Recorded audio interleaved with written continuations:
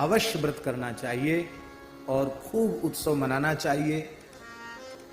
अब सुन लो, पद्म पुराण में भगवान व्यास राधाष्टमी व्रत की महिमा कह रहे हैं, उसको बड़े ध्यान से सुन लो। शौनक उवाच कथयस्व महाप्राज्ञ गोलोकम याति कर्मणा सुमते दुस्तरात् केन जनः संसार सागरात् राधायाश्चाष्टमी सूत तस्या माहात्म्यमुत्तमम्। शौनक जी महाराज पूछ रहे हैं कि हे सूत जी महाराज, जीव के लिए गोलोक की प्राप्ति अति दुर्लभ है।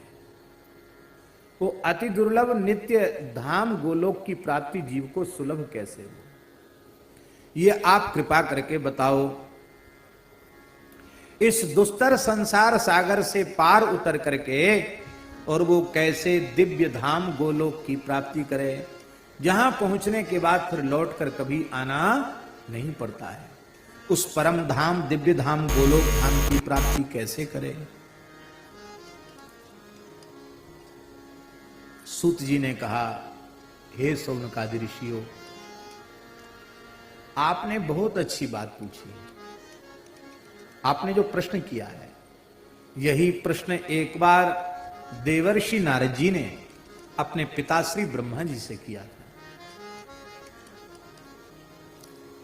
नारद उवाच, क्या कहा था नारद जी ने, बहुत ध्यान से सुने। ब्रह्मोवाच, नारद जी ने कहा, क्या कहा, पितामह महाप्राज्ञ सर्वशास्त्र विदांबर राधा जन्माष्टमी तात कथयस्व महाममाग्रतः। यही प्रश्न नारद जी ने ब्रह्मा जी से पूछा। तो ब्रह्मा जी ने कहा था, बेटा नारद, असार संसार सागर से, अपार दुस्तर भव सागर से पार उतरकर नित्य गोलोक को प्राप्त करके श्री राधा कृष्ण की नित्य सेवा प्राप्त करने का सबसे श्रेष्ठ और सबसे सरल साधन है भादों शुक्ल पक्ष की अष्टमी तिथि आने पर अत्यंत श्रद्धा पूर्वक श्री राधाष्टमी व्रत करें।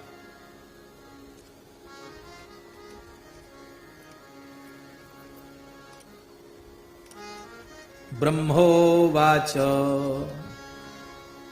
ब्रह्मा जी ने कहा, नारद जी ने कहा, महाराज आप कृपा करके उस राधाष्टमी व्रत की महिमा भी सुनाइए, उसका क्या पुण्य फल है। इस राधाष्टमी व्रत को पहले किसने किया था, और अकुर्वताम जनानाम ही किल्वशम किम भवेद द्विज, जो राधाष्टमी व्रत नहीं करते हैं उनको कौन सा पाप लगता, सो भी बता दो। दोनों बातें। केनैव तु विधानेन कर्तव्यम तद्व्रतं कदा कस्मात् जाता च सा राधा तन्मे कथय मूलतः। हे भगवान, किस विधि से राधाष्टमी का व्रत करना चाहिए और वह राधा रानी प्रकट कैसे हुई, उनके प्राकट्य की बात भी बताओ। ब्रह्मोवाच, श्री ब्रह्मा जी महाराज कह रहे हैं, राधाष्टमी व्रतम राधा जन्माष्टमी वत्स शृणुस्व सुसमाहिता कथयामि समासेन समग्रम हरिणा विना। राधाष्टमी, राधा जन्माष्टमी के संबंध में हम तुम्हें सुना रहे हैं, तुम समाहित चित्त से सुनो। नारद जी कहते थे, महाराज विस्तार से सुनाओ। ब्रह्मा जी बोले, विस्तार से नहीं सुनाएंगे, समासेन, संक्षेप में सुनाएंगे। क्यों? भगवान के बिना राधा रानी के तत्व को और कोई दूसरा नहीं जान सकता। कोई दूसरा जान ही नहीं सके तो हम कहां से वर्णन करेंगे, संक्षेप में सुनाएंगे।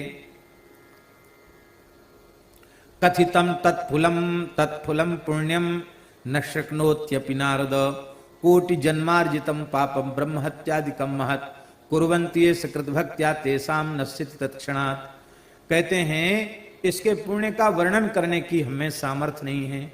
करोड़ों जन्मों के ब्रह्म हत्या जैसे भयंकर पाप भी केवल एक बार श्रद्धा पूर्वक राधाष्टमी व्रत कर लें तो उनके उसी क्षण नष्ट हो जाते हैं।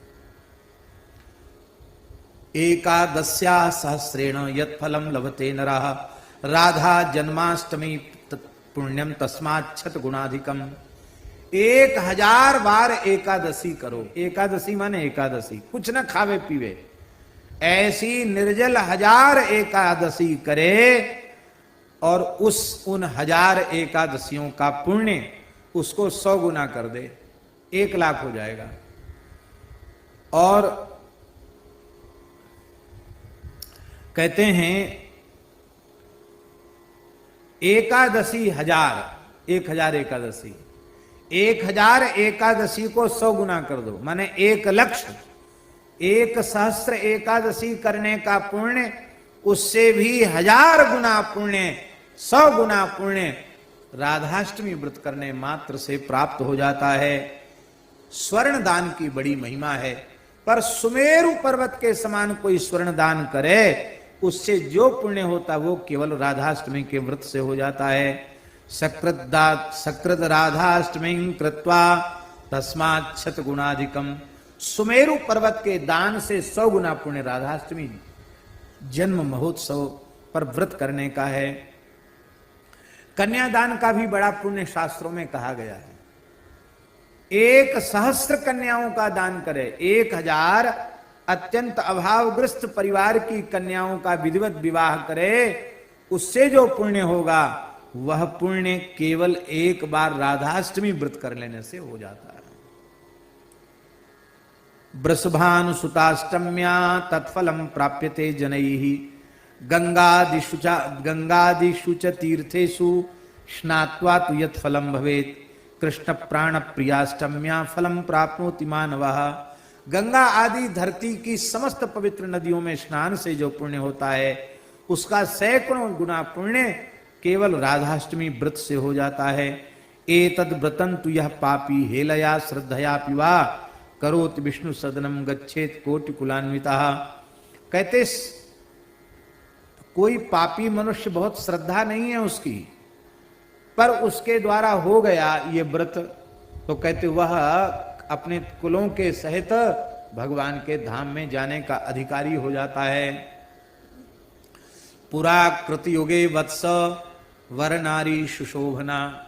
पूर्व काल की बात है, सतयुग के समय में एक बड़ी सुंदर स्त्री थी, वर नारी सुशोभना, सुमध्या हरिणी नेत्रा शुभांगी चारुहासनी।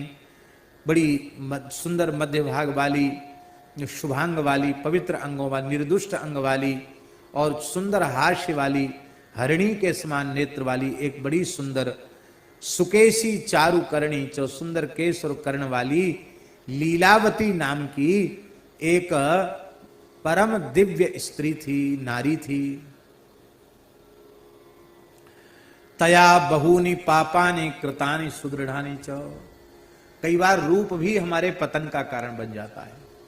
उस स्त्री का वह उत्तम रूप, लीलावती नाम था उसका वह उत्तम रूप ही उसके पतन का कारण बन गया। उसने बहुत से पाप किए। एकदा साधना कांक्षी निस्तृत्य पुरुतस्वतः। देखो 12 बरस में घूरे के दिन भी बदलते हैं। आखिर पाप कर्म करते करते इसके मन में एक बार ग्लानि हो गई। मन में आया कि अरे हमने ठीक नहीं किया, कितना दुर्लभ शरीर भगवान ने हमको दिया और हमने मनमाने कर्म करके। थोड़ा वैराग्य जगा उसको, लीलावती को वैराग्य जगा तो अपने नगर से बाहर की ओर वो आई, अपने नगर से बाहर आई। साधन, कोई ऋषि मुनि महात्मा से हमको साधन मिले इस इच्छा से आई। और वहां आकर के उसने क्या देखा कि कुछ महात्मा लोग, वैष्णव लोग एक मंदिर में राधाष्टमी उत्सव मना रहे हैं। राधा कृष्ण के विग्रह का, स्वरूप का सुंदर दूध दही घृत पंचामृत से अभिषेक कर रहे हैं और बड़ा सुंदर कलश आदि रख करके सुंदर उत्सव मना रहे हैं। तो उसको बड़ा आश्चर्य हुआ। वो विचार करने लगे कि क्या, उसके लिए तो नया था, ये क्या हो रहा है। राधाष्टमी व्रत परा, राधाष्टमी व्रत परा सुंदरे देवतालय गंध पुष्पैर धूप दीपै वस्त्र नाना विधि फलैहि। गंध पुष्प दीप दीप अनेक प्रकार के फलों से भक्ति पूर्वक श्री राधा रानी के श्री विग्रह का, राधाया मूर्ति उत्तमाम लिखा है महाराज जी इस पर।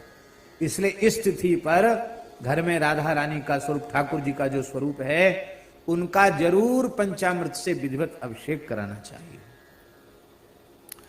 सुंदर श्रृंगार करना चाहिए, सुंदर भोग धराना चाहिए, और फिर इसके बाद बधाई उत्सव करने भी लिखा हुआ है। क्या करना चाहिए?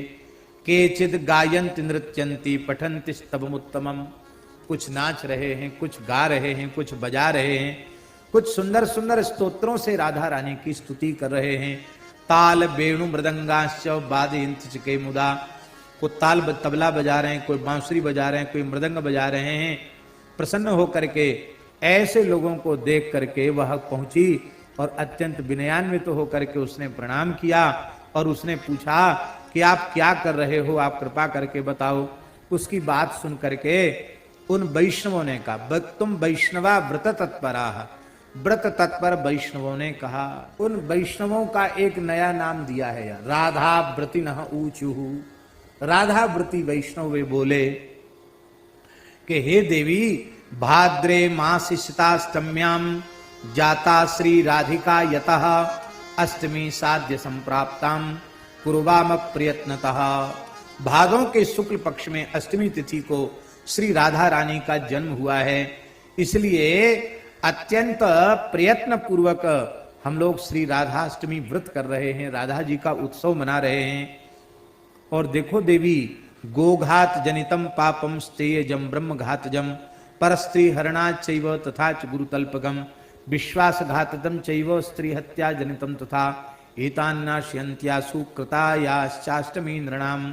देखो देवी, किसी से जाने अनजाने गोवध का पाप हो गया हो, चोरी हो गई हो, ब्रह्म हत्या हो गई हो, परस्त्री हरण का पाप लग गया हो, गुरुस्त्री गमन का पाप, गुरु तल्प गमन का पाप लगा हो, विश्वासघात का पाप लगा हो, स्त्री हत्या का पाप लगा। महाराज जी, स्त्री हत्या के लिए लिखा है स्कंद पुराण में, पांडे जी, 100 ब्रह्म हत्या के बराबर एक स्त्री की हत्या का पाप है। तो स्त्री हत्या का पाप भी नष्ट हो जाता है। ऐसे जो भयंकर भयंकर पाप हैं, ये भयंकर पाप भी उसके नष्ट हो जाते हैं। जो श्रद्धा पूर्वक श्री राधाष्टमी व्रत को करता है, अब तो उसको सुन करके उस स्त्री को अपने पाप याद आने लगे, वो रोने लगी।